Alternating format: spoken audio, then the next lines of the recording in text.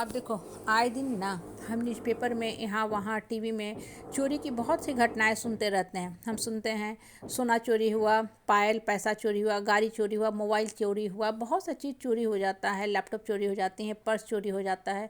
हाँ, चोरों ने क्या किया, पॉकेट मार लिया, मेरा पैसा चोरी कर लिया, मेरा बैग चोरी करके भाग गया। बहुत सा चीज़ घटनाएं सुनते हैं और मन सुन के क्या होता है, दहल उठता है। आदमी के मन में तरह तरह की शंका की भावना जो है घर करने लगती है। ये मन कहने लगता है कि अरे समाज किधर की तरफ जा रहा है, कितना चोरी की घटनाएं हो रही हैं।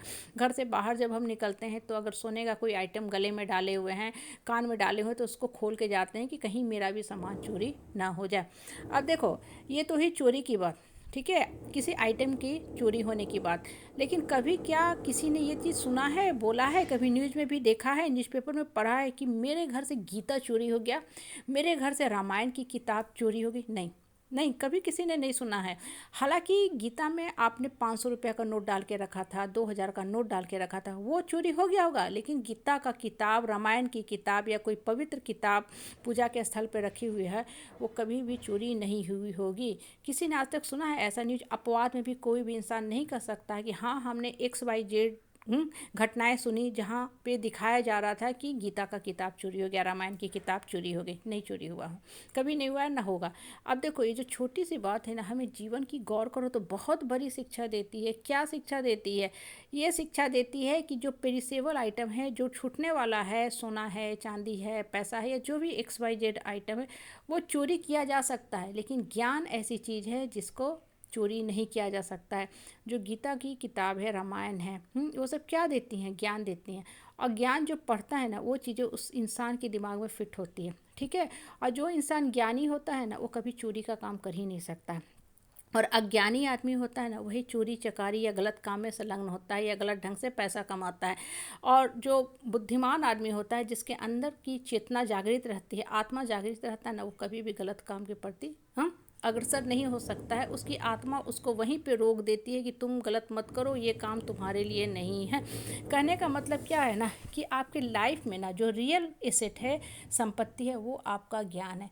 इसलिए कभी भी ये मत सोचो, अगर आपके कुछ चीज़ें चोरी हो जाती है, गुम हो जाती है, पैसा ही है या कोई भी आइटम है, ठीक है, चला गया चला गया, वो आप ला सकते हो, फिर से पैसा होगा, फिर से हम खरीद लेंगे, या उसका सब्स्टिट्यूट भी घर में होता है। लेकिन ज्ञान जो होता है ना, वो आपके मन मस्तिष्क की रियल संपत्ति होती है। और ये जो ज्ञान होता है, ये इटर्नल होता है। यही ज्ञान आपके साथ नेक्स्ट लाइफ टाइम में जाती है। इसलिए जीवन में बहुत सी घटनाएं जो होती हैं ना, आए दिन हम सुनते रहते हैं, क्या करती हैं, हमें परेशान करते रहती हैं। ठीक है, ह्यूमन बीइंग है, परेशान होना भी बहुत नॉर्मल बात है, हम लोग विचलित हो जाते हैं। लेकिन फिर भी अपने मन को ये समझाने का कोशिश किया करो कि मेरे पास जो मेरी रियल संपत्ति है, वो मेरा गीता का ज्ञान है, वो मेरा कर्म का सिद्धांत है कि हमें कर्म पथ पे चलना है। ठीक है, चोरी हो गया, हो सकता है कभी किसी जन्म में हमने भी किसी का कुछ लिया होगा, वो आज हिसाब किताब चुकता हो गया। और जीवन में आगे बढ़ने के बारे में सोचो और हमेशा अपने अंदर ज्ञान की पूंजी भरो। ये ज्ञान ही है जो आपको जीवन में आगे लेके जाएगा। पैसा रुपया क्या है, वो तो एक पेरिसेबल आइटम है, ठीक है। कुछ अपनी डे टू डे लाइफ के खर्च में हम कटौती करेंगे, पैसा सेव कर लेंगे, फिर से अपनी दूसरी आवश्यकता की पूर्ति कर सकते हैं, या आवश्यकता ही थोड़ी कम कर देंगे, लाइफ मैनेज हो जाएगा, चल जाएगा। लेकिन मेरा गीता तो घर में सुरक्षित है, मेरा रामायण तो घर में सुरक्षित है। ये जो धार्मिक किताबें होती हैं, वो क्या हमें देती है? वो बेसिकली हमें ज्ञान देती हैं। बुद्धि के अंदर जो मैल जमा होता है ना, जो बुद्धि धीरे धीरे कुलसित होने लगती है, उस बुद्धि पर से जो गंदगी की परत जम जाती है, उसको साइड करती है, साइड करते हैं। मन मस्तिष्क को खोलने का काम करती है, मन को प्रकाशित करने का काम करती है। और एक जो प्रकाशित आदमी होता है ना, वो जीवन में अपने भी बढ़ता है, दूसरे को भी बढ़ने में मदद करता है।